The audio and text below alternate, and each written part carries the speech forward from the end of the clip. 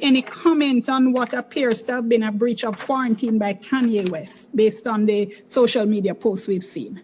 I knew Dion would ask that question, so I tried to brief myself on it. I have not fully briefed, however.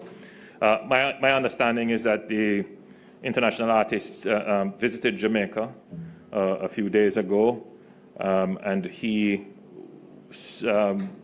visited the Resilient Corridor. He stayed at a hotel in the Resilient Corridor, and he asked for permission to be able to travel outside of curfew hours because of his flight arrangement, so he would have to travel outside of the curfew hours. That permission was given. From what I've seen in the press, which I don't like to regurgitate because I don't have the facts of the full situation.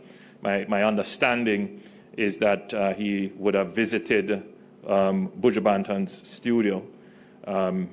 The circumstances around that would have to be thoroughly investigated. I don't have the details around that as to whether or not permission was given, how that was arranged, whether or not protocols were observed.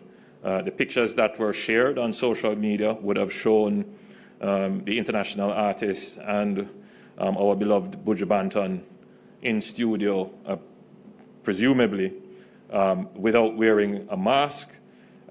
Based upon our protocols, the present measure requires the wearing of masks in public transportation.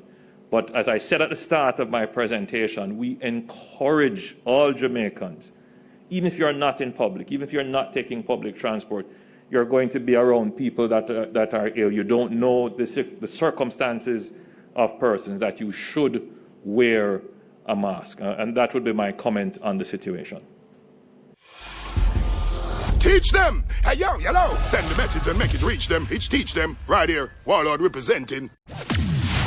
Thank you for watching. Like the video before you go. Please subscribe if you haven't done so. And remember to share the video with your friends and family. And browse the channel for more quality content. Until next time, walk good, my friends. Teach them!